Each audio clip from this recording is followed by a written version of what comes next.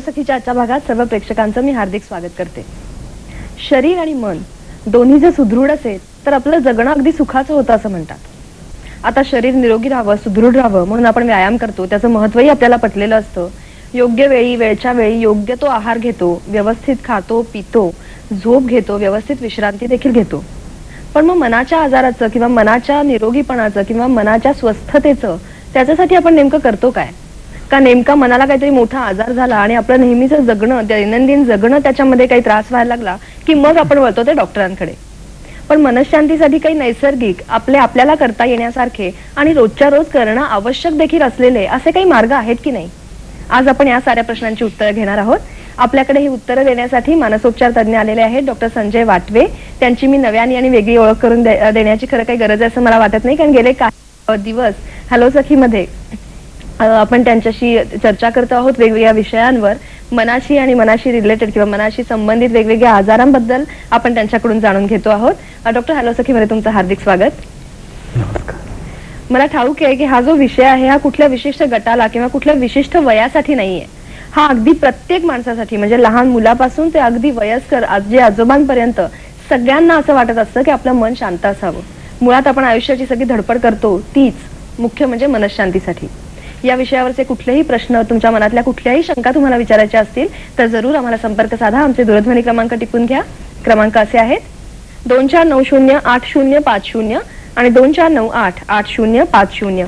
मुंबई बाहेरच्या प्रेक्षकांसाठी 022 हा एसटीडी क्रमांक आहे। दूरध्वनी क्रमांक पुन्हा एकदा सांगते 24908050 आणि 24988050 022 हा एसटीडी क्रमांक लावून आपण आपला प्रश्न विचारू शकता। हे मुंबई बाहेरच्या प्रेक्षकांसाठी आहे। तुमच्या सगळ्यांच्या वतीने पहिला प्रश्न मी डॉक्टरांना विचारते। डॉक्टर, मुळामध्ये मनशांतीचे नैसर्गिक मार्ग आपण जाणून घेण्यापूर्वी मनशांतीचं आपल्या आयुष्यातलं महत्त्व नेमकं काय असतं?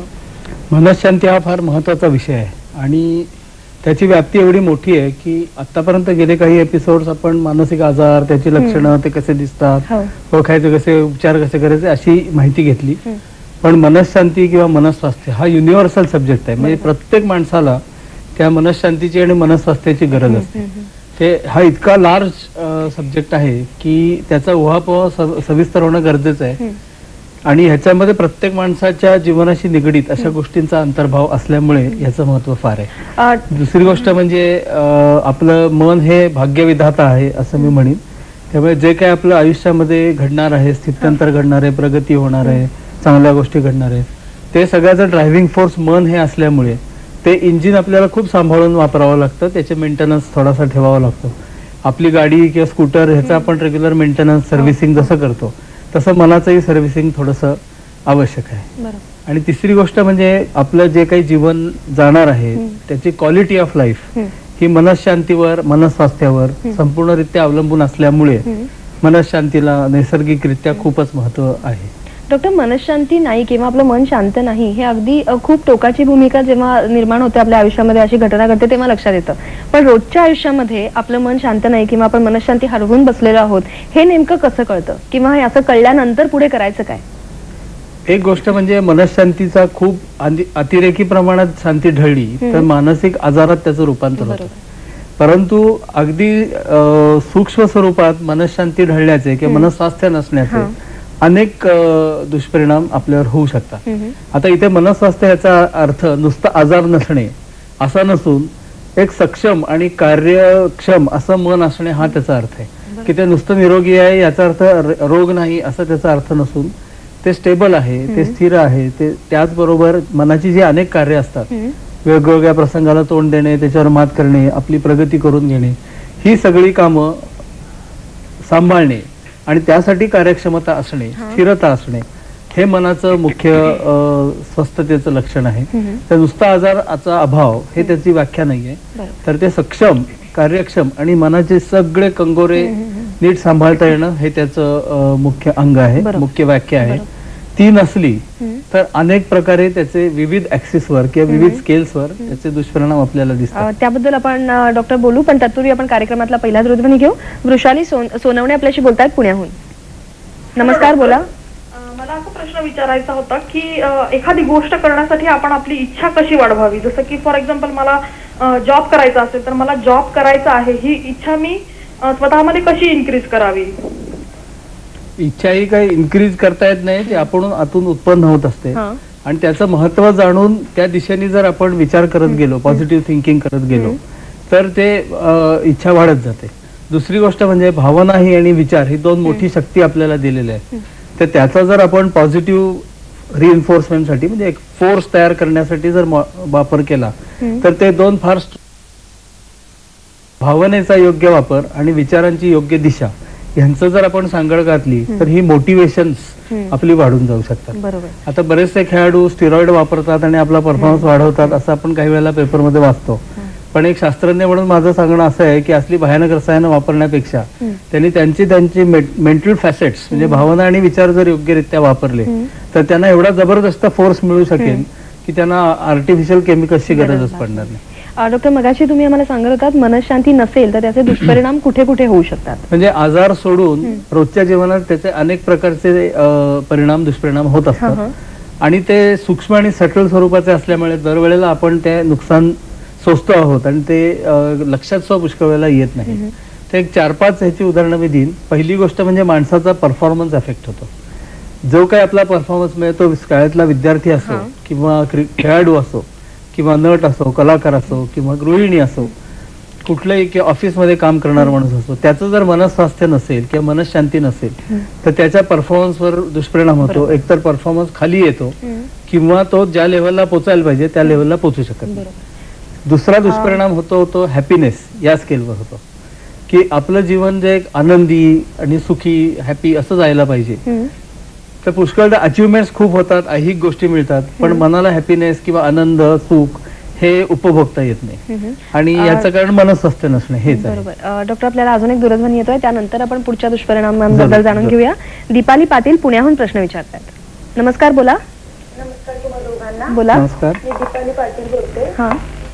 माझ्या मनामध्ये नेहमी असं निगेटिव्ह थिंकिंग चालू असतं. कायम रात्री स्वप्नात सुद्धा असंच काहीतरी म्हणजे भयंकर स्वप्न पडत असतं. मग त्यासाठी मी काय करावं? आणि दुसरा प्रश्न असा आहे की माझे मिस्टर आहे, त्यांना मधून म्हणजे असं डिप्रेशन मध्ये जातात ते आणि मग 2-3 दिवस ते तशाच अवस्थेत असतात. मग त्यांना ट्रीटमेंटची गरज आहे का? आणि त्या म्हणजे मी काय करायला पाहिजे? मी कुठली काळजी घेतली? धन्यवाद. निगेटिव्ह विचार मनात येणे हा खूप लोकांना मोठ्या प्रमाणावर भेडसावणारा प्रश्न आहे आणि त्याचे मूळ जर आपण स्टडी केलं तर बालपणापासून जे झालेले इम्पॅक्ट असतात ते आणि मूळ मनोवृत्तीचे काही पिंड असतं ते, ह्या दोन्ही जर कारणांचा मिलाप झाला तर निगेटिव्ह विचार सतत मनात येणे, एक इन्फिरियरिटी कॉम्प्लेक्स असतो की सेल्फ इमेज एक प्रकारची इन्फिरियर असते, त्यामुळे निगेटिव्ह विचार खूप मनात येतात. पण निगेटिव्ह विचाराचं उत्तर पॉझिटिव्ह विचार हेच आहे.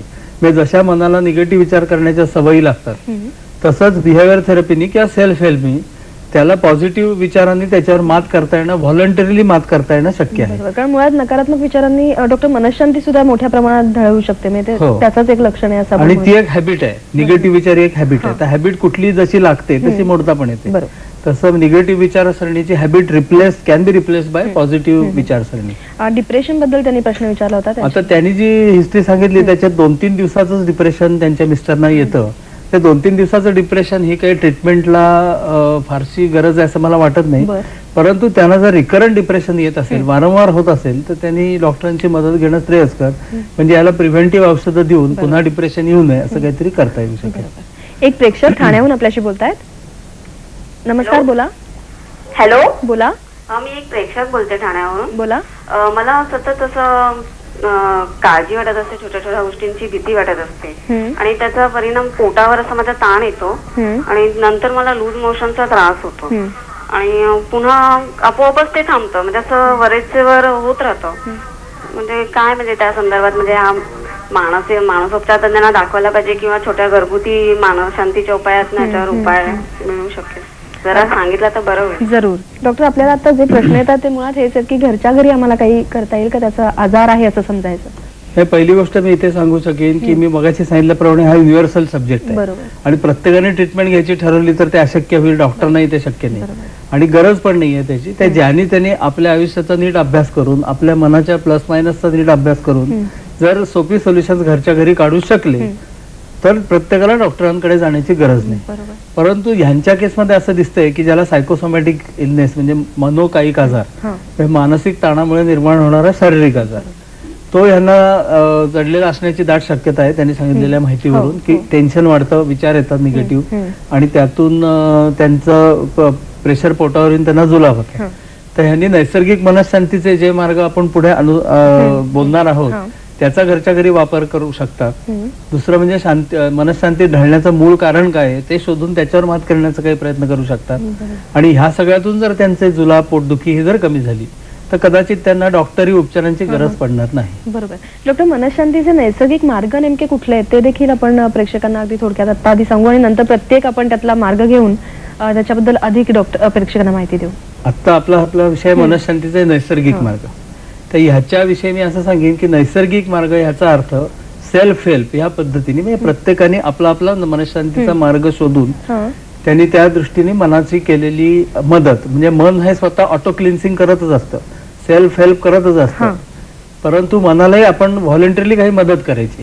जशी शरीराला आपण मदत करतो, व्यायाम करतो, खाणं पिणं सांभाळतो, तसं मनाचेही काही कल कंगोरे आपण जर सांभाळले तर नैसर्गिकरित्या मनाला मदत होऊन त्याची शक्ती वाढायला किंवा स्वास्थ्य सांभाळायला त्याचा उपयोग होऊ शकेल. बरोबर. सेल्फ हेल्प म्हणजे डॉक्टर आपण नेमकेपणाने काय सांगू शकू की प्रेक्षकांनी समजा एखादा मनशांती ढळली आहे किंवा मन स्वस्थ नाही हे लक्षात आलं प्रेक्षकाच्या, तर त्यांनी नेमकं सेल्फ हेल्प म्हणजे करायचं काय?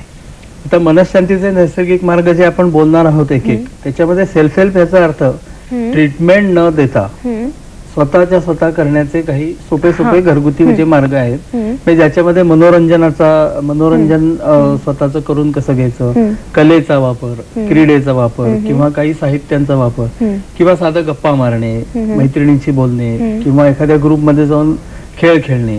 काही लोकांना नुसतं फिरायला जायला आवडतं, त्यांचे ते छंद जोपासतात.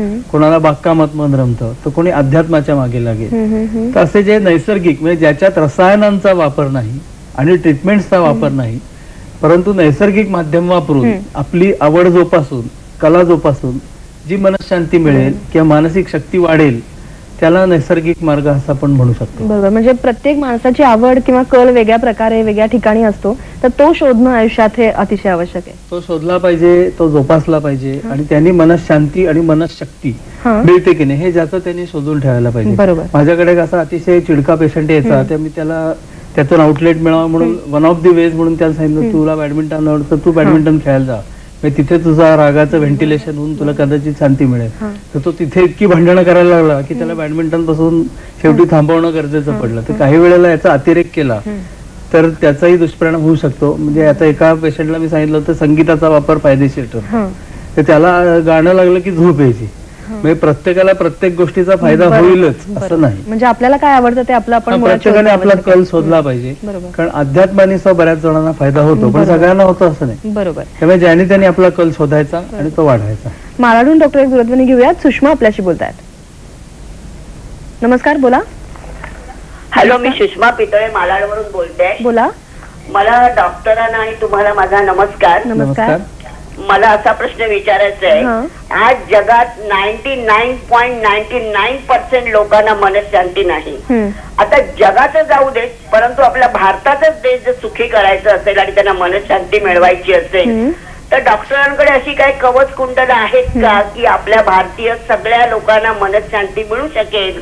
गव्हर्नमेंटकडे त्यांनी काय असं काय केलेलं आहे का लिखाण की त्याच्यामुळे की आपल्या सगळ्या भारतातील लोकांना शांती मिळेल आणि सगळा देश अध्यात्म वगैरे असं त्याला काय आहे का? आपल्या प्रश्नाचं उत्तर आपण डॉक्टरांना विचारूयात. डॉक्टर, त्या म्हणला त्यातला एक महत्वाचा मुद्दा म्हणजे खरंच सगळ्यांची मनशांती आज ढळलेली आपल्याला दिसते. तर मगाशी तुम्ही आम्हाला सांगत होतात ते नैसर्गिक मनशांतीचा नैसर्गिक मार्ग, त्याच्या आधी एक महत्वाचा मुद्दा तुम्ही म्हणला होता की त्याच्यामुळे बरेचदा ऍग्रेशन येतं, तर त्याच्याबद्दल आम्हाला सांगा. आता मगाशी आपण जी चर्चा करत होतो की मनशांती ढळली किंवा मनस्वास्थ्य नसलं, मानसिक शक्ती नसली तर कोणतं नुकसान होतं, परफॉर्मन्स आणि हॅपीनेस याच्याविषयी आपण बोललो. त्याचबरोबर त्या मॅडम म्हणाल्या त्याप्रमाणे अनेक दुर्गुण वाढीला लागू शकतात. म्हणजे आक्रमकता किंवा दुसऱ्याविषयी खुनशी भावना किंवा त्याचं नुकसान व्हावं अशी भावना, इथपासून ते जवळच्या लोकांविषयी संशय घेणे, इथपर्यंत कुठल्याही प्रकारचे दुर्गुण वाढीला लागू शकतात. निष्क्रियता, आळस, ॲरोगन्स असे दोष वाढीला लागू शकतात. त्याचबरोबर काही पेशंट आक्रमक म्हणजे त्यांचा राग हा खतखतणारा फ्रस्ट्रेशन आहे, कुठेतरी त्यांचं मग ते बस जाळणे असो किंवा आणखी जवळच्यांची वाईट वागणे असो, अशा अनेक प्रकारे ते अग्रेशन त्यांचं व्यक्त होत असतं. आणखीन त्याचे दुष्परिणाम म्हणजे सायकोसोमॅटिक आजार जे आहेत की मनाची जी प्रचंड अस्वस्थता आहे, कमजोरी आहे, त्याचं रूपांतर वारंवार कुठल्या पोटावर परिणाम होऊन, छातीवर परिणाम होऊन, स्किनवर परिणाम होऊन अनेक प्रकारचे मनोकायिक आजार म्हणजे सायकोसोमॅटिक आजार, याच्यामध्ये ऍसिडिटी, ब्लड प्रेशर, पित्त, अल्सर, जुलाब होणे, बीपी, डायबिटीज असे अनेक रोजच्या जीवनातले आजार त्यांना त्याच्या शरीरावर मोठा परिणाम होऊ शकतो. आणखी एक मोठा विषय आपला घ्यायचा राहिलेला आहे की जर माणसाला मनस्वास्थ्य सांभाळता आलं नाही तर नुकसान त्याचं अनेक प्रकारे होतं, अनेक प्रकारे. डॉक्टर, याबद्दल आपण अधिक बोलूयात, तत्पूर्वी आपण एक छोटासा ब्रेक घेऊ. ब्रेक नंतर आपलं पुन्हा एकदा स्वागत. नैसर्गिक मनशांतीचे नैसर्गिक मार्ग या विषयावर आज आपण चर्चा करतो आहोत डॉक्टर संजय वाटवे यांच्याशी. आपण आधी एक दूरध्वनी घेऊया. अंबरनाथून आपल्याला फोन केलेला आहे श्रीकृष्ण पाडगावकर यांनी. नमस्कार. नमस्कार. नमस्कार. मनस्वास्थ्य टिकण्यासाठी वेगवेगळे नैसर्गिक उपाय आहेत. उदाहरणार्थ प्रवासाला जाणं, मन कुठल्या तरी विषयात गुंतवून ठेवणं, तर असे कोणकोणते उपाय आपण आणखीन सांगू शकाल? आणि दुसरा एक वेगळा प्रश्न असा आहे की एखाद्या डॉक्टरला प्रॅक्टिस करताना रोज त्याच पद्धतीचे पेशंट येत राहिले तरी सुद्धा मानसिक स्वास्थ्य कधी कधी त्यांचं ढळतं, की त्याच पद्धतीचे पेशंट येऊन सुद्धा त्यांचं मानसिक स्वास्थ्य ढळतं, तर त्यासाठी काय उपाय सांगू शकाल आपण? जरूर. त्यांचा पहिला प्रश्न असा आहे की मनशांतीचे विविध मार्ग कोणते, तर ते आपण एक एक बोलणार आहोत आणि त्याची डिटेल चर्चाही करणार आहोत. दुसरा त्यांचा प्रश्न असा आहे की डॉक्टरांना तेच पेशंट पाहून काही वेळेला बोर होतं, कंटाळा येतो किंवा मन त्यांचं उडतं. ते डॉक्टरांनाच लागू नाहीये, सगळ्याच माणसाला लागू आहे. जर काम खूप मोनोटोनस होत गेलं तर कदाचित माणसाला बोर्डम येऊ शकतं, कंटाळा येऊ शकतो. परंतु ह्या सगळ्याचं मूळ तुम्हाला तुमच्या जॉबमध्ये किती इंटरेस्ट आहे ह्याच्यावर अवलंबून आहे. तेच पेशंट असे पुष्कळ म्हणजे आमच्याकडे निदान मानसोपचारात येणारे सगळे पेशंट कम्प्लीट भिन्न असतात. म्हणजे डिप्रेशनचे 100 पेशंट, ह्या 100 व्हरायटीज असतात. त्यामुळे मोनोटोनी ही पुष्कळदा आपल्या कामामध्ये वर्करणी वाटते पण आत प्रत्यक्षात नसते. तुम्ही खोलात गेला तर इंटरेस्ट तुमचे वाढत जाते. बरोबर. पण डॉक्टर, त्यांच्या म्हणण्याचं पण दुसरं पण एक घेऊ की ज्यांचं काम त्याच प्रकारचं असतं की ज्याच्यात खरंच काही विविधता नसते, तर तेच काम करून खूप कंटाळा येतो आणि मनशांती ढळते. अशा वेळेला त्यांनी नैसर्गिक उपचार म्हणून काय करायला हवं? नैसर्गिक उपचार म्हणजे विश्रांती. म्हणजे ज्याला कामातून बोर्डम निर्माण होत असेल त्यांनी विश्रांती किंवा वेगळं काम, change of work is a kind of rest ही प्रसिद्ध म्हण आहे. ते आपल्या कामाचं स्वरूप थोडंसं बदलून किंवा कदाचित थोडंसं वेगळं काम ऍक्सेप्ट करून याच्यातनं त्यांना मार्ग काढता येऊ शकेल. ज्यांना तेही शक्य होत नसेल त्यांनी कामाच्या मधून विश्रांती, 5 days वीक ही संकल्पना का निर्माण झाली तर कामाची मोनोटोनी वाटू नये की त्याचा मनावर ताण येऊ नये म्हणून 2 दिवस विश्रांती आठवड्यातनं द्यायला सुरुवात झाली. बरोबर. मधुर शहा यांचा दूरध्वनी येतोय पुण्याहून, त्यांनी आपल्याशी बोलतायत. नमस्कार, बोला. नमस्कार डॉक्टर. नमस्कार. मी 8-9 वर्षापासून एक मुलगी कामाला घरी ठेवलेली आहे. तिला टीबी झाला होता, त्याच्यातून मी बरं केलं, तिच्यासाठी खूप ट्रीटमेंट केल्या. आपला प्रश्न थोडक्यात विचारा प्लीज. मुलीसारखी माया केली पण ती माझ्याशी खुनशीपणे वागते. म्हणजे कसं, मी तिला त्रास होऊ नये म्हणून दुसऱ्या 2 कामाला बायका ठेवलेल्या आहेत, पण तिला मी काही बोलावलं तरी ऐकायलाच येत नाही किंवा उलटच बोलणे, अतिशय खुनशी वागते. आपल्या प्रश्नाचं उत्तर आपण डॉक्टरांना विचारूया. डॉक्टर, जेव्हा आपण एखादं काम करतो आणि ती अपेक्षा आपली पूर्ण होत नाही कोणाकडनं तरी, तेव्हा जी मनशांती ढळते त्यावेळेला काय करायचं? ते पण हा पण युनिव्हर्सल एक्सपिरियन्स आहे. म्हणजे उपकाराची फेड अपकाराने करणे हा जवळजवळ नियम व्हायला लागलाय का काय, इतकं ते आता खूप कॉमन व्हायला लागलेलं आहे. त्या भारतीय संस्कृतीचा मूळ गाभा ऍक्सेप्टन्स हा असल्यामुळे आपण आपल्याला आलेले अपमान पचवणे याच्या पलीकडे काही करू शकत नाही. त्यासाठी आपली मनशक्ती वाढवून आपण शंकराचे अवतार होणं गरजेचं आहे. कारण आता अपमान हे जागोजागी आपल्याला किंवा निराशा हे अशा प्रकारची प्रतारणा ही जागोजागी सहन करावी लागणार आहे. पण त्यांनी जी केस सांगितली त्या मोलकर्णीची, तर तिला टीबी झालेला आहे. तर टीबीच्या आजारामुळे आणि टीबीच्या काही प्रसंगी गोळ्यांमुळे मेंदूवर दुष्परिणाम होऊन माणसाच्या प्रवृत्तीमध्ये फरक होतो किंवा वागण्यामध्ये फरक होतो आणि त्या म्हणतात त्याप्रमाणची प्रकारची जेलसी किंवा खुनशीपणा हा त्याच्यात निर्माण होऊ शकेल. तर त्याचा जरा डिटेल अभ्यास जर आपण केला तर ती मुळातच खुनशी होती, आता उघडकीला आलं काही टीबी वगैरे ह्या आजारांचा दुष्परिणाम होऊन ती तशी झाली याचा खुलासा आपल्याला मिळू शकतो. डॉक्टर, मगाशी आपल्याला मालाडून ज्यांनी प्रश्न विचारला होता की पूर्ण भारतभरातल्या लोकांसाठी आपण काय सांगू, काही मार्ग आहेत का की जे ते दररोज काहीतरी त्याच्याबद्दल करून मनशांती मिळवू शकतात, त्यांना आपण काय सांगू? आता मनशांती जी भारत देशामध्ये उदाहरणार्थ किंवा जगात ढळलेली आहे याची मूळ कारण बरीचशी सामाजिक आहे. बरोबर. किंवा सोशिओ पॉलिटिकल आहे किंवा सोशिओ इकॉनॉमिक आहे, तर ह्या सगळ्याला वैद्यकशास्त्राकडे उत्तर असणं कसं काय शक्य आहे? माझ्याकडे एक खूप प्रभावी शास्त्र आहे, पण सगळ्याची उत्तर माझ्याकडे नाहीये. आज जर समाजाची तुम्ही परिस्थिती पाहिली तर खूप अस्वस्थता आहे, अस्थिरता आहे, जॉब्स मिळत नाहीत, बेकारी, वाढती लोकसंख्या, सगळीकडे वाढती स्पर्धा, जीवघेणी स्पर्धा, किंवा एकंदरीत समाजाची एक माणसाची मूळ क्वालिटी ही खूप सफर झालेली आहे, ही खूप इन्फिरियर झालेली आहे. म्हणजे सत्यमेव जयते हे ब्रीदवाक्य असलेल्या देशात सत्याचा जवळजवळ विजय होणार नाही इतकी खात्री असणं इतकी आपली समाज व्यवस्था रसातळाला गेलेली आहे. दुसरी गोष्ट म्हणजे न्याय मिळत नाही. म्हणजे न्याय याचा अर्थ फक्त कायदा ह्या पद्धतीने मी बोलत नाहीये, नात्यामधून न्याय मिळत नाही, पतीला पत्नीकडून न्याय मिळत नाही किंवा मुलाला वडिलांकडून न्याय मिळत नाही, अशा अनेक प्रकारचे नातेसंबंधही खूप डिस्टर्ब झालेले आहेत, फॅमिली सिस्टीम ब्रेक होत चाललेली आहे. त्यामुळे बरंचसं विसंवादी चित्र समाजाचं आपलं आहे. पण मी असं मानतो की हे एक स्थित्यंतर आहे आणि ह्या उलथापालथीतून किंवा समुद्र मंथनातून एक स्टेबल समाज लवकरात लवकर कदाचित आपल्याला दिसू शकेल. त्या एक स्थित्यंतर आहे असं आपण मानावं आणि त्याच्याबद्दल फार खेद करण्याचं काही कारण नाहीये. याच्यातनं आपल्याला जावं लागणार, काही प्रसंगी सहन करणे हाच एक इलाज असतो.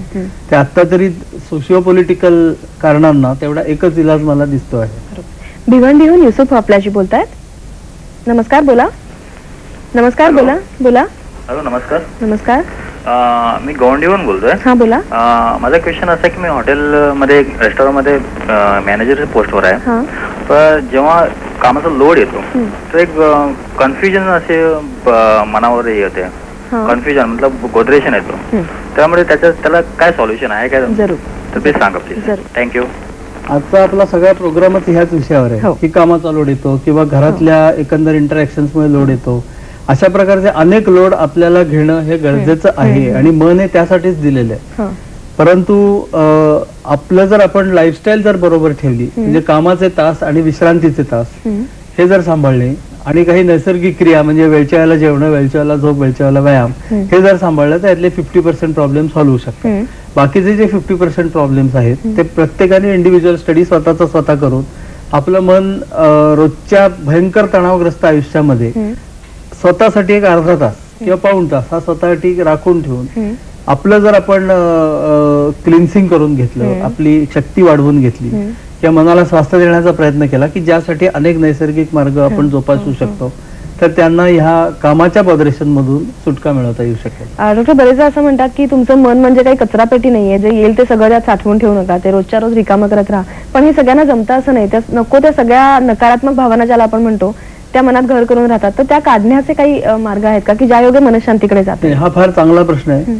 त्या मनाला एक स्वतःच ऑटो क्लिन्सिंग मेकॅनिझम असतं की आपल्या माइंडचे जे काही काल्पनिक दोन भाग आहेत, कॉन्शियस आणि अनकॉन्शियस, आपला बराचसा कचरा किंवा दुःखदायक प्रसंग, नको असलेले प्रसंग आपण अनकॉन्शियस मध्ये ढकलत असतो किंवा आपोआप ते अनकॉन्शियसली तिकडे अनकॉन्शियस पार्ट मध्ये जात असतात.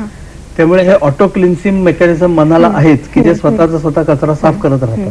परंतु काही वेळेला जर ती कचरापेटी भरली तर कम्प्युटरची अशी रिसायकल बिन एम्प्टी करावी लागते. तसं आपल्यालाही काही प्रयत्न करून ही एम्प्टी करावी लागते आणि त्यालाच आपण साध्या नाव व्हेंटिलेशन किंवा असे शास्त्रीय नाव आहे. आपण साधा गप्पा मारून सुद्धा आपलं मन मोकळं केलं की असं लोक म्हणतात की तू हिच्याशी बोलून बघ एकदा, मन मोकळं होईल. याचा अर्थ तोच आहे की मनात साठलेलं जे काही वादळ आहे किंवा अनेक उलट विचार आहेत, डू ऑर डोंट अशा प्रकारचे जे कॉन्फ्लिक्ट्स आहेत ते लोकांशी बोलून चर्चा करून किंवा वैचारिक देवाणघेवाण करून त्यातनं मुक्तता होऊ शकते. हे रिसायकल बिन आपण एम्प्टी करत राहायला पाहिजे. डॉक्टर, आता योगासनं म्हणा किंवा काही रिलॅक्सेशन टेक्निक्स ज्याला आपण म्हणतो, काही श्वसनाची तंत्र असतात, तर या ज्या आपण शरीराच्या ज्या काही ऍक्टिव्हिटीज आहेत त्याचा मनशांतीला किती उपयोग होतो? बरोबर. मनशांती आणि मसल्स हे एकमेकांशी निगडीत आहे. माइंड जेव्हा रिलॅक्स्ड असतं तेव्हा बॉडीचे मसल्सही रिलॅक्स्ड असतात किंवा सगळ्या सिस्टीमही एका शांत लेवलला काम करत असतात. जेव्हा ताण वाढतो तेव्हा सगळीकडून अलर्ट असा संदेश दिला जातो आणि सगळ्या सिस्टीम हायपर मध्ये जाऊन काम कार्यरत राहतात. तसंच मसल्सही टेन्शन मध्ये जातात. जसं चित्ता किंवा वाघ झेप घेण्यापूर्वी सगळी बॉडी आक्रसून घेतो, तसं टेन्शन मध्ये आपण आपल्या सगळ्या सिस्टीम गोळा करतो आणि झेप घेण्यासाठी तयार राहतो. परंतु त्यालाही जशा विंडोज क्लोज करतो कम्प्युटरच्या, तसे आपल्यालाही ह्या अलर्ट मध्ये गेलेल्या, हायपर मध्ये गेलेल्या सिस्टीम्सना रिलॅक्सेशन द्यावं लागतं. याचं योगासनं किंवा ब्रिदिंग टेक्निक्स किंवा रिलॅक्सेशनची जी अनेक व्हॉलंटरी टेक्निक्स आहेत त्याच्यामध्ये mental relaxation leading to muscle रिलॅक्सेशनची करोलरी वापरलेली आहे की मसल्स रिलॅक्स करून माइंड रिलॅक्स करता येऊ शकतं. म्हणजे व्हॉलंटरीली जर आपण आपला मनावर पूर्ण ताबा नाही पण मसल्सवर तर पूर्ण ताबा आहे कारण ते व्हॉलंटरी आहेत, ऐच्छिक आहे. त्या ऐच्छिकरित्या आपण आपले पूर्ण मसल्स जर रिलॅक्स करू शकलो म्हणजे ज्याच्या शवासनं असो किंवा ब्रिदिंग टेक्निक्स असो किंवा योगासनं असो किंवा जी अनेक प्रकारची रिलॅक्सेशन टेक्निक शोधून काढलेली आहे ती असो, त्याच्यामध्ये आपण बॉडी मस्क्युलेचर जर रिलॅक्स मध्ये नेऊ शकलो तर त्याचा रिव्हर्स परिणाम होऊन माइंडलाही रिलॅक्स होऊ शकतं. नीता गोखले चेंबूरहून आपल्याला प्रश्न विचारतायत. नमस्कार, बोला. हॅलो, बोला. मी नीता गोखले बोलते चेंबूरहून. नमस्कार. नमस्कार. मला प्रश्न असा विचारायचा की जी छोटी मुलं असतात की आता माझी मुलं दुसरीत आहेत तर त्यांना त्यांचं डे टू डे लाईफ मध्ये त्यांना रोजची कामं नीट वेळेवर करण्यासाठी कसं मोटिवेट करावं कारण त्यांना त्याचं महत्व समजत नाही तर त्या दृष्टीने. आणि आता रोजची कामं म्हणजे मी इथे अभ्यासाचा अभिप्रेत धरतो कारण रोजची कामं मुलांची म्हणजे खेळ अभ्यास याच्या आणि क्लासेस करणे याच्यातच त्यांचं जीवन जातं. त्या आपण आता जसं मगाशी एका मॅडमनी प्रश्न विचारला की सगळी सामाजिक परिस्थिती अस्थिर आहे तसंच अभ्यासाच्या बाबतीत मुलांचं झालेलं आहे. आता जी आपण त्यांना अभ्यासाची सिस्टीम प्रोव्हाइड केलेली आहे ती नक्की आपलं काहीतरी चुकत असावं म्हणजे आपल्या पिढीचं काहीतरी चुकत असावं कारण मुलांना आपण अभ्यासाची गोडी जी नैसर्गिकरित्या लागायला हवी होती ती लावण्यात आपण अपयशी ठरलो आहोत. त्याच्यामागे आपण केलेली एज्युकेशनल सिस्टीम असो किंवा आपण काय पाडलेली शाळाही सिस्टीम असो काहीतरी कुठेतरी चुकतं आहे त्याचा मूलभूत विचार केला पाहिजे. कारण एक मी इथे बातमी तुम्हाला सांगतो, आता हॅरी पॉटरचं पुस्तक जे पब्लिकेशन झालं त्या पुण्यात एका संस्थेने 500 मुलांना त्या पब्लिकेशनच्या निमित्ताने एकत्र केलं होतं आणि त्यांना ती पुस्तकं देऊन काही खाऊ खेळणी देऊन त्यांना एक फॉर्म भरायला दिला होता गंमत म्हणून. त्याच्यात एक प्रश्न असा होता की तुम्हाला हॅरी पॉटर सारखी जादू करता आली तर तुम्ही काय कराल. त्या 500च्या 500 मुलांनी शाळा गायब करू असं लिहिलेलं होतं. ते आपलं नक्कीच काहीतरी या सिस्टीम मध्ये चुकतं आहे. 500च्या 500 मुलं तर बदमाश नसणार आहे. आपण त्यांना चांगलं वातावरण देऊ शकत नाहीये हे त्याचं मूळ कारण निश्चित असतं. अगदी बरोबर. आपण एक दूरध्वनी घेऊयात.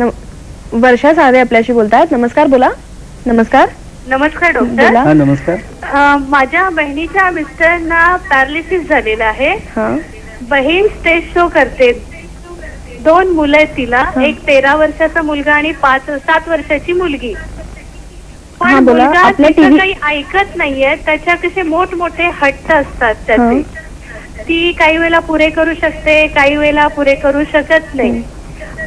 पण मुलगा असा डिप्रेशन मध्ये असतो, गप्प असतो, नर्वस असतो आणि खूप हट्टी झालेला आहे. कधी कधी म्हणतो मी आत्महत्या करेल. आपल्या प्रश्नाचं उत्तर आपण डॉक्टरांना विचारूया पण तत्पूर्वी आपण एक छोटा ब्रेक घेऊ. ब्रेक नंतर आपण सर्वांचं पुन्हा एकदा स्वागत. मनशांतीचे नैसर्गिक मार्ग या विषयावर आपण डॉक्टर संजय वाटवे यांच्याशी आज चर्चा करतोय. आपण पुन्हा त्यांच्याकडे वळूयात, त्यांना प्रश्न विचारूया. पण तत्पूर्वी मी आज रात्री 8 वाजता आपण कुठल्या चित्रपटाचा दुसरा भाग दाखवणार ते तुम्हाला सांगते. सगळीकडे बोंबाबोंब या मराठी चित्रपटाचा दुसरा भाग आपण आज दाखवणार आहोत. तर तो तुम्ही सर्व प्रेक्षकांनी बघा आणि त्याचा जरूर लाभ घ्या. डॉक्टरांकडे आता पुन्हा बोलूयात. मगाशी जो दूरध्वनी आपल्याला आला होता त्याचं उत्तर आपण डॉक्टरांना विचारूया. त्यांचा जो मगाशी प्रश्न होता त्याच्यात खूप गुंतागुंत होती डॉक्टर, तर आपण त्यांना काय सांगू शकू. एकंदरीत ही जी केस त्यांनी बहिणीच्या मुलाची सांगितली तर त्यांच्या घरातलं जे वातावरण आहे की वडिलांचं पॅरालिसिसने आजारी असणं, आईला कुटुंबासाठी अर्निंगसाठी धावपळ करावी लागणं, त्यामुळे आईचा कदाचित सहवास न मिळणं, ह्या सगळ्याची प्रतिक्रिया म्हणजे हे रिॲक्शनरी हे जे काही हट्टीपणा किंवा रडवेलेपणा, डिप्रेशन हे कदाचित रिॲक्शनरीच असण्याची शक्यता दाट आहे. परंतु तो आत्महत्येचं बोलतो हा फार त्यातला गंभीर भाग आहे. त्या दुर्लक्ष करण्यासारखी ती गोष्ट नाहीये. पहिली गोष्ट म्हणजे डॉक्टरांकडे तर न्यायला पाहिजे, परंतु पहिली गोष्ट म्हणजे त्याच्याशी मनमोकळं कोणीतरी बोललं पाहिजे. आईला वेळ नसेल तर मावशी जिने दूरध्वनी केला ती हे काम करू शकते. जवळचे मित्र, नातेवाईक, शेजारी कोणीतरी समाजातलं पुढाकार घेऊन त्याच्याशी अनेक वेळा संवाद साधू. कारण अशी हट्टी आणि एकलकोंडी मुलं काही वेळेला पूर्णपणे ओपन अप होत नाही किंवा पटकन ओपन अप होत नाही. त्याला धीर देऊन वारंवार त्याच्याशी बोलत राहून त्यातला जर त्यातनं मोकळा करता आला तर आत्महत्येचे विचार कमी करता येऊ शकतील आणि मग डॉक्टरांकडे तर कदाचित न्यायला लागेल. एकटेपणामुळे मला वाटतं डॉक्टर हे जे सगळे मनामध्ये साठवून राहिलेलं असतं ते अधिक वाढत जातं असं देखील होत असेल नाही. अर्थातच एकटेपणाही आपण शिक्षा का म्हणतो तर त्याच्यामध्ये मनातले नको असलेले विचार नक्कीच जास्त वाढतात, मनाचं कन्फ्युजन वाढतं, मनाचे अनेक खेळ वाढतात. रेखा तांबे आपल्याशी बोलतायत वडाळ्याहून. नमस्कार, बोला. माझा मुलगा ना छोटावाला अभ्यास करत नाही, अभ्यासावर लक्ष लागत नाही, घरात पण थीर बसत नाही, सारखा वळवळ करत राहतो, अजिबातच अभ्यासावर लक्ष नाही. दुसरा एक प्रश्न आहे, माझा पुतण्या आहे, तो 2 वर्ष झालं कामाला जात नाही, चांगला कामाला जात होता, पण आता बाहेर निघाला ना मला भीती वाटते, मला म्हणतो की माझ्याकडे लोक बघतात, अजिबात घराच्या बाहेर निघत नाही, घरातच बसतो. आपल्या दोन्ही प्रश्नांची उत्तर आपण डॉक्टरांना विचारूया. आता मानसिक ज्या आजार किंवा कमजोरी निर्माण होते त्या बहुतेक वेळा त्याची 2 कारणं असतात. एक अंतर्गत कमकुवतपणा, अंतर्गत विकृती, आणि बाहेरच्या गोष्टींचे झालेले परिणाम किंवा एखाद्या घटनेचे झालेला परिणाम किंवा सतत बाहेर ताणाला तोंड द्यावं लागलं तर त्याच्यामुळे मनात निर्माण होणारी कमजोरी किंवा विकृती. आता पहिली जी त्यांनी स्वतःच्या मुलाची केस सांगितली तर अभ्यासाची गोडी त्याला लागत नाही, तर मगाशी मी अभ्यासाच्या गोडीचं एक कारण सांगितलं, पण ते ह्या मुलाच्या बाबतीत लागू नसावं, कारण तो वळवळ्या खूप आहे असं त्यांचं स्थिरता अजिबात नाही. ते एडीएचडी किंवा hyper activity attention deficit syndrome ह्या नावाचे जो एक मुलांचा एक मेंदूचा थोडा कमजोरपणा असतो तो त्याला असण्याची दाट शक्यता आहे. काही टेस्टिंग करून त्याच्या जर मनाचा मेंदूचा अभ्यास केला तर त्याला एडीएचडी आहे का, हायपर ऍक्टिव्हिटी सिंड्रोम आहे का याचा शोध घेता येईल. आणि त्याला म्हणजे जसे बॅटरी चार्जिंग करून बॅटरीची पॉवर वाढवतात तसं मेंदू चार्जिंग करून मेंदूची पॉवर वाढवण्याची काही रसायन, औषधं, इंजेक्शन उपलब्ध आहेत.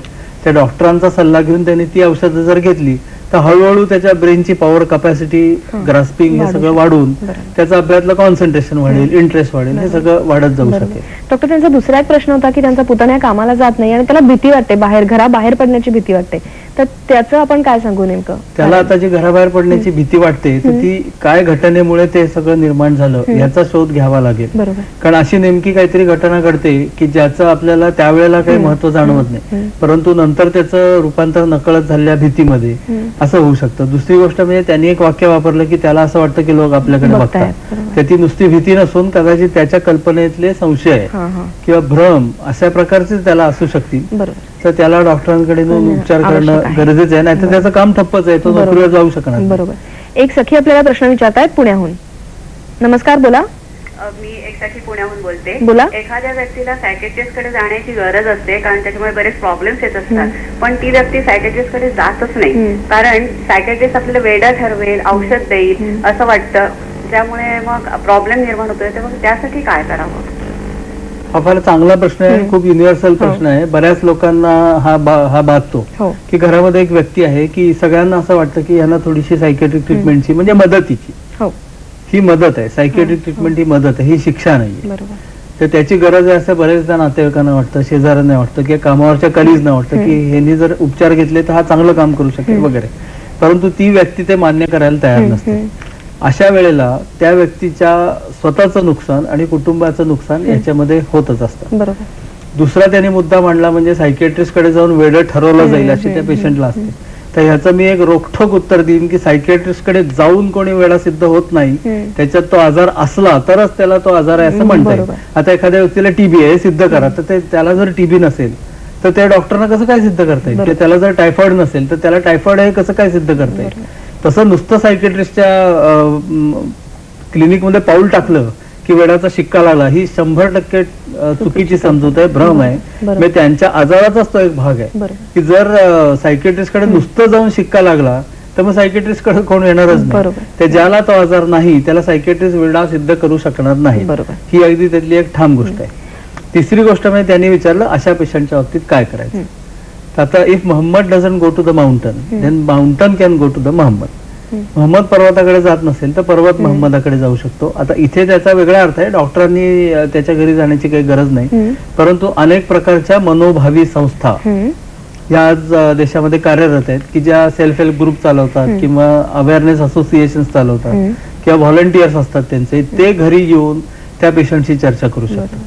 दुसरा भाग म्हणजे डॉक्टर्स आणि पेशंट याच्यामधली जी दरी आहे ती कमी करण्याचं काम करणारे काउन्सिलर्स काही उपलब्ध आहेत की जे डॉक्टर नसतात परंतु ज्यांना मनोशास्त्रीय माहिती थोड्या प्रमाणात असते, ते तुमच्या पेशंटच्या घरी येऊन त्याच्याशी चर्चा करू शकतात आणि त्याला कदाचित समजावू शकतात की त्याला त्याचं महत्व पटवू शकतात की तुमच्या विचारसरणीमुळे असं असं नुकसान होतं, हे तुमच्या वागण्यामुळे तुम्ही असं असं नुकसान करून घेत आहात, हे जर टाळलं तर तुम्हाला उपचाराचा किती फायदा. तर असे self help group, volunteer association, counsellors अशा काही सेवाभावी व्यक्तींची आणि संस्थांची मदत घेऊन पेशंटला डॉक्टरांकडे जाण्यासाठी उद्युक्त करता येऊ शकते. म्हणजे कुठला तरी मध्यस्थ त्याची मदत आपण घेऊ शकतो. मध्यस्थाची मदत घेऊ शकतो. डॉक्टर असं सांगा की निरनिराळ्या वयामध्ये म्हणजे विद्यार्थी असेल, तरुणी असेल किंवा एखादी गृहिणी असेल, त्या सगळ्यांमध्ये मनःशांती ढळण्याची काही वेगवेगळी कारणं असतील, पण मग त्या प्रत्येक वयामध्ये वेगळ्या पद्धतीने पुन्हा पूर्ववत येणं किंवा आपल्या मनाला ठीक करणं आपण ज्याला म्हणतो ते करता येतं का? हो, प्रत्येक वयोगटाची मानसिक गरजा वेगळ्या असतात, त्यांचे रोल्स वेगळे असतात.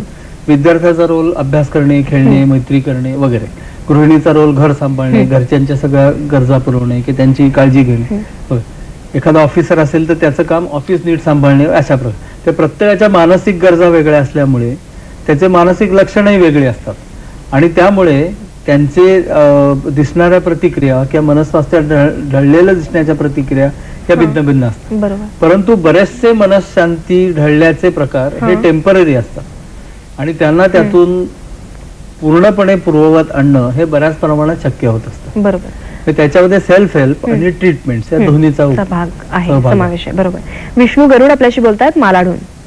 नमस्कार, बोला. हॅलो, बोला. मला उपस्थित असलेल्या मान्यवरांना एक प्रश्न असा विचारायचा आहे की लहानांच्या मनातील इच्छा अतृप्त राहतात कारण पालकांचा दबाव असतो. तरुण मनाची उंची, अनेक विचार, ध्येय, प्रतिष्ठा यावर चर्चा लेखारेषेवर चालते, तर पालकांच्या इच्छेमुळे किंवा दबावामुळे त्याही इच्छा मारल्या जातात आणि असे दुःखित झालेले लोक शेवटी मनोऋण म्हणून आपण त्यांना म्हणतो. अशा ह्या मनोऋणांचं पुढे वेड्यामध्ये रूपांतर होतं. तर यावर आपण काय उपाय करू शकाल याच्यामध्ये मला एक सांगायचं म्हणजे शाळेमध्ये आपला प्रश्न अगदी थोडक्यात विचाराल विष्णू. हो, अगदी. शाळेमध्ये शिक्षक हा पालक असतो, घरामध्ये घरचा मनुष्य पालक असतो, या दोघांच्या माध्यमातून आपण उत्तर द्यावं. गरुडांनी जो प्रश्न विचारला त्याच्यामधला पहिला वेडा हा शब्द मला मुळात आवडलेला नाहीये. वेडा ही संकल्पना पूर्ण गेलेली आहे. मी प्रत्येक प्रोग्राम मध्ये जवळजवळ सांगत आलोय की वेडा हा शब्दच मला आवडत नाहीये. अनेक प्रकारचे आजार असतात, जसं साधा फ्लू, सर्दी झाल्यापासून कॅन्सर पर्यंत मोठमोठे, तसे मनाचेही बरेच मोठमोठे आजार आणि काही अनेक छोटे आजार असतात. ते हे आजार पूर्वी आयडेंटिफाय झालेले नव्हते, त्या सगळ्याला मिळून एक वेडा असा शब्द होता. आता इतक्या प्रकारचे आजार आयडेंटिफाय झालेले आहेत की वेडा कोणाला म्हणायचा हाच प्रश्न आहे. त्या वेडा हा शब्द पहिले काढून टाका. दुसरी गोष्ट म्हणजे त्यांनी जो मुद्दा मांडला की पालकांमुळे मुलांचं मन मारलं जातं, हा एकांगी विचार आहे. कित्येक वेळा मुलंच अतिरेकी हट्ट करत असतात की जी पालकांना पूर्ण करणं अशक्य कुठली गोष्ट आहे. त्या पालकांना माझं असं सांगणं आहे की प्रत्येक मुलाचा हट्ट पूर्ण झाला पाहिजे. हा आपला हट्ट कशासाठी? सगळे हट्ट पूर्ण करणं शक्य नाही. जे पूर्ण करणं शक्य आहे तेवढे त्यातल्या त्यात पुरे करायचे आणि जे करणं शक्य नाही ते का पूर्ण करणं शक्य नाही समजावून सांगितलं तरी पुरेसं आहे. त्या पालकांनी पाल्याचे सगळे हट्ट पूर्ण झाले पाहिजेत असं अजिबात नाहीये आणि त्यातून मन मारलं जाऊन मानसिक रुग्ण तयार होतो ही शक्यता फार कमी आहे. नाही असं नाही, परंतु ही शक्यता फार कमी आहे. त्या दोन्हीचा मध्यम मार्ग काढला पाहिजे की मुलांनी आपल्या अपेक्षा थोड्या कमी केल्या पाहिजेत आणि पालकांनी प्रत्येक गोष्ट हट्ट पूर्ण करण्याचा अट्टहास सोडला पाहिजे. आणि मनाला मुरड घालायला शिकवणं हे तर लहानपणच्या संस्कारातलं महत्वाचं काम आहे. प्रत्येक गोष्ट मनाला आली ती मिळाली असं होताच कामा नये. उलट माझं तर असं म्हणणं आहे की मुलांचे हट्ट जरी पूर्ण करायचे असले तरी ते थोडे डिलेड, म्हणजे थोडे 2 दिवसांनी तुम्ही त्याला चॉकलेट आणून द्या किंवा 2 दिवसांनी त्याला नवीन बूट आणून द्या, पण त्याला नो ऐकायची सवय लहानपणापासून लागली पाहिजे किंवा आपली स्वप्नपूर्ती होण्यासाठी थांबावं लागतं ही ट्रेनिंग लहानपणापासून त्याला मिळालं पाहिजे. तर त्यांचा हे अतिरेकी हट्टपणा करणं हे कमी होऊ शकतं. अगदी बरोबर. श्रुती जोशी आपल्याशी बोलतायत डोंबिवलीहून. नमस्कार, बोला. बोला. नमस्कार. मला असं विचारायचंय की गेली 8-9 वर्ष माझ्या घरामध्ये माझा मुलगा डाऊन सिंड्रोम केसचा आहे, तर त्यामुळे मला असं मानसिक टेन्शन आहे आणि नर्वसनेस आलेला आहे आणि त्यामुळे माझ्या तब्येतीवरही खूप परिणाम झालाय. माझा मुलगाही बऱ्याच वेळा आजारी असतो, पण प्रत्यक्षात माझा आजार असं निदान असं खूप काही गंभीर वगैरे स्वरूपाचं होत नाही आणि मानसिक हे जास्त प्रमाणात आहे असं डॉक्टर सतत सांगतात. त्यामुळे मी काउन्सिलिंग सिटिंग सध्या करते आहे.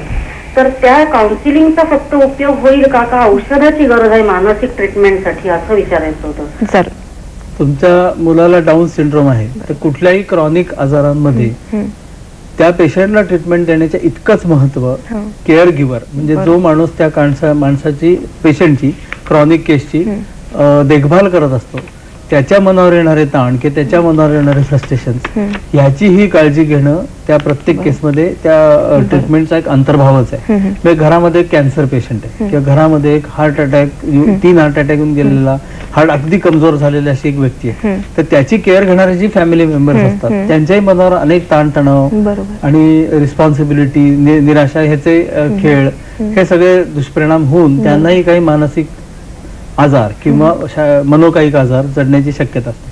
तर त्यांचं काउन्सिलिंग करणे हेही तितकंच गरजेचं आहे आणि त्या जर काउन्सिलिंग घेत असल्या तर ते निश्चितपणे योग्य ट्रॅकवर आहे. बरोबर. परंतु काउन्सिलिंग हे सगळ्याचं उत्तर नाहीये. काही वेळेला डॉक्टरी उपचार म्हणजे औषधोपचाराची सुद्धा गरज असते. जर काउन्सिलिंगने त्यांचं समाधान होत असेल तर त्यांनी ते चालू ठेवावं. जर त्याच्यानी आळा बसत नसेल तर नक्की डॉक्टरांकडे जाऊन औषध घेणं गरजेचं आहे असं आपल्याला म्हणता येईल. जरूर. आपण ही चर्चा अशीच चालू ठेवणार आहोत. तत्पूर्वी अगदी छोटी अशी विश्रांती घेऊ. ब्रेक नंतर सर्वांचं पुन्हा एकदा स्वागत. आपण आपल्या चर्चेकडे वळणारच आहोत पण तत्पूर्वी उद्याच्या कार्यक्रमात आपण कुठल्या विषयाची चर्चा करणार आहोत आणि कोण सहभागी होणार आहे त्याची तुम्हाला कल्पना देते म्हणजे तुम्हाला उद्याच्याही कार्यक्रमामध्ये असंच आजच्यासारखं सहभागी होता येईल. उद्या आहे 30 तारीख 30 नोव्हेंबर दुपारी 1 वाजता आपला विषय आहे देहदान श्रेष्ठ दान. जागतिक अवयवदान दिनानिमित्त आपण हा विषय ठेवलेला आहे उद्या आणि सहभागी होणार आहेत जितेंद्र गाला मूत्रपिंड स्वीकार करता आणि डॉक्टर भरत शाह मूत्रविकार तज्ञ. संपर्कासाठी आमचे दूरध्वनी क्रमांक आपल्याकडे आहेतच 24908050 आणि 24988050. मुंबई बाहेरच्या प्रेक्षकांनी 022 हा एसटीडी क्रमांक लावून प्रश्न विचारायचा आहे. मला खात्री आहे की आजच्या सारखेच तुम्ही उद्याच्याही कार्यक्रमामध्ये सहभागी व्हाल आणि हा खूप महत्वाचा असा जो सामाजिक विषय आहे त्याच्यामध्ये तुमचे प्रश्न विचाराल आणि तुमच्या मनाचं समाधान देखील करून घ्याल. आपण आता पुन्हा वळूयात आपल्या चर्चेकडे. रंजना पुसाळकर आपल्याशी बोलतायत मुलुंड इथून. नमस्कार. बोला. हॅलो. बोला. चुकीचा आहार किंवा विहार हे मनासाठी ढळण्यास कारणीभूत ठरू शकतात का? जरूर. खूप महत्वाचा आणि खूप छान प्रश्न डॉक्टर. आपण आधी करताचं थोडंसं उत्तर दिलं पण आपण पुन्हा एकदा त्यांना सांगूयात. विशेष त्याचा काही दुष्परिणाम मनावर होताना दिसत नाही परंतु रॉंग हॅबिट्स म्हणजे रॉंग फिडिंग हॅबिट्स किंवा लेट नाईट हॅबिट्स अशा जर वारंवार होत असल्या तर त्याचा दुष्परिणाम होईल परंतु विहाराचा दुष्परिणाम होईल आहाराचा फारसा होताना दिसत नाही.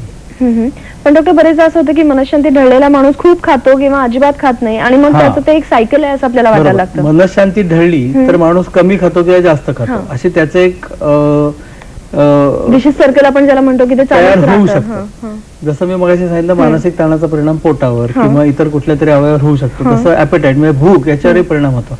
काही प्रकारच्या डिप्रेशन्स मध्ये सगळ्या क्रिया मंदावतात तशी भूकही मंदावते.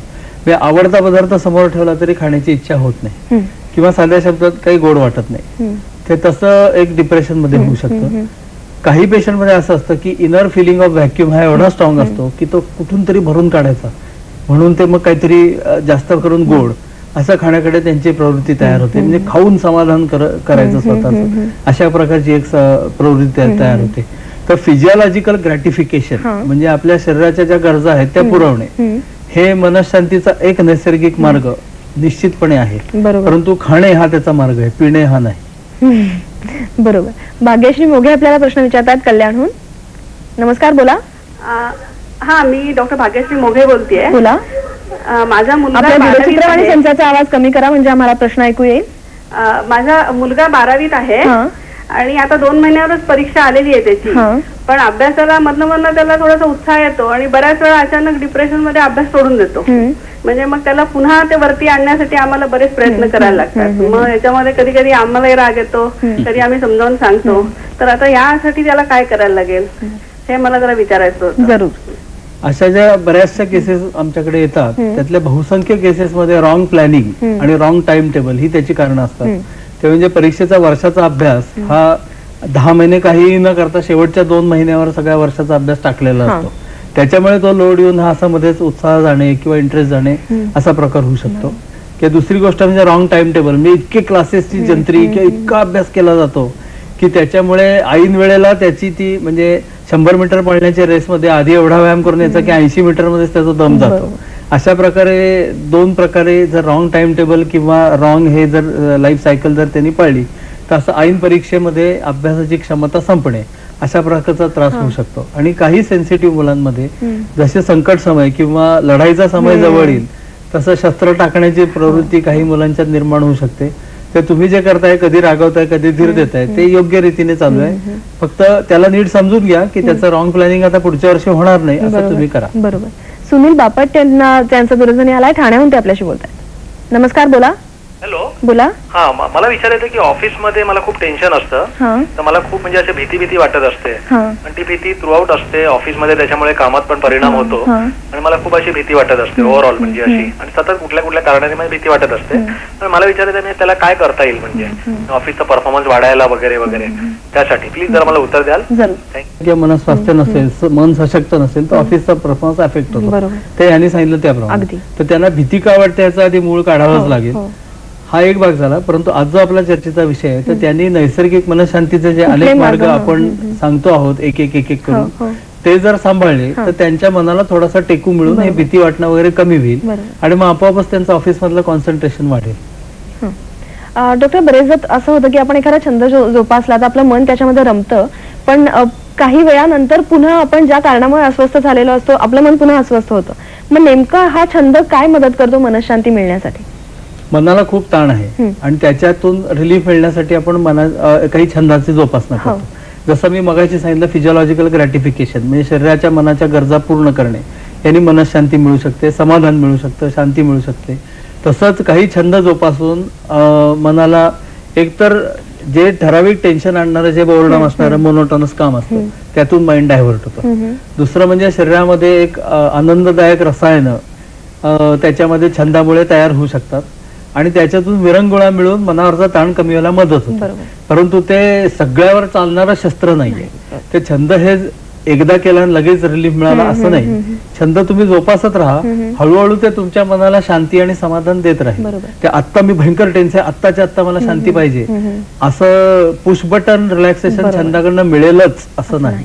पण इन द लॉंग टर्म छंदापासून मनशांती, मनाला आराम, आनंद, हे निगेटिव्ह विचारांवर मात होऊन पॉझिटिव्ह विचार तयार होणं, पॉझिटिव्ह भावना तयार होणं हे नक्की छंदामुळे मिळू शकतं. डॉक्टर, आता आपण कार्यक्रमाच्या अगदी शेवटच्या टप्प्याकडे आलो आहोत. आपण प्रेक्षकांना एक चेकलिस्ट म्हणजे आपण मनशांतीचे कुठले कुठले मार्ग आपण कसे कसे अंमलात आणू शकतो याबद्दल आपण काय सांगूया? आता पहिलं आपण फिजिओलॉजिकल ग्रॅटिफिकेशन म्हणजे उत्तम आहार किंवा चांगलं खाणे, फिरायला जाणे, काही छंद जोपासणे याची चर्चा केली. आता त्याच्यानंतरचा योगाभ्यास म्हणजे योगामध्ये जे अनेक प्रकारची योगासनं सांगितलेली आहेत किंवा योग नियम सांगितलेले आहेत त्या सगळ्याचा अभ्यास करून, त्या सगळ्याचा वापर करून आपल्याला मनशांती मिळवता येऊ शकते. माझे अनेक पेशंट असे आहेत की ज्यांनी योगाचा अभ्यास केला किंवा योगाचा वापर केला, योगासनं केली, शवासन वापरलं आणि गोळ्यातून त्यांची पूर्णपणे मुक्तता झाली. त्यामुळे आजारातून बाहेर आल्यानंतर नॉर्मल राहण्यासाठी योगाचा, योगाभ्यासाचा, योग नियमनाचा चांगला वापर होऊ शकतो. दुसरा एक महत्वाचा मनशांतीचा मार्ग म्हणजे अध्यात्म.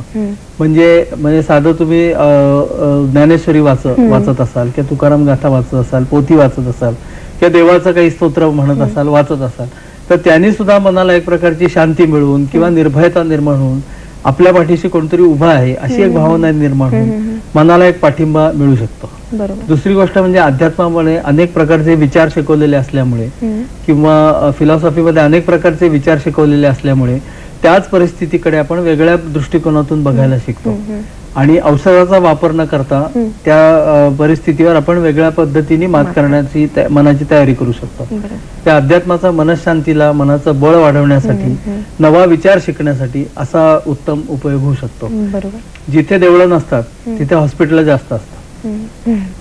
आपण आज डॉक्टरांशी जे काय बोललो त्याच्यावर एक लक्षात येतं की छंद, कुठलाही छंद, मग ते गाणं असेल, कुठल्या प्रकारचं संगीत असेल, वाद्यवादन असेल, अगदी बागकाम असेल, पुस्तकं वाचायला आवडत असतील, हे प्रत्येक जी गोष्ट आहे जी कामाशिवाय आपण फक्त स्वतःच्या आनंदासाठी करत असतो ती केवळ आपल्याला तात्पुरता आनंद देते असं नाही, तर आपल्याला मनशांतीसाठी म्हणजे आपलं मानसिक स्वास्थ्य निरोगी आणि उत्तम राहण्यासाठी ज्याचा आपण खरं अगदी ज्याला इफेक्ट किंवा परिणाम म्हणतो तो थेट आपल्या जगण्याच्या क्वालिटीवर म्हणजे जगण्याच्या दर्जावर होत असतो की आपण जी कुठली गोष्ट करतो त्यातनं आपल्याला आनंद किती मिळतो. या सगळ्या योगाभ्यासामुळे म्हणा किंवा अध्यात्माच्या अभ्यासामुळे म्हणा यासह आणि या वेगवेगळ्या छंदांसह मला वाटतं आपण सर्व प्रेक्षकांना मनशांती कशी मिळवायची याचे घरगुती आणि नैसर्गिक मार्ग आपल्याला माहिती झाले असतील. मला खात्री वाटते तुम्ही त्याचा जरूर उपयोग कराल. डॉक्टर, तुम्ही आज आम्हाला खूप महत्त्वाची आणि सर्वंकष अशी माहिती दिलीत. तुमचे हालू सखी परिवारातर्फे मी मनपूर्वक आभार मानते. धन्यवाद. धन्यवाद.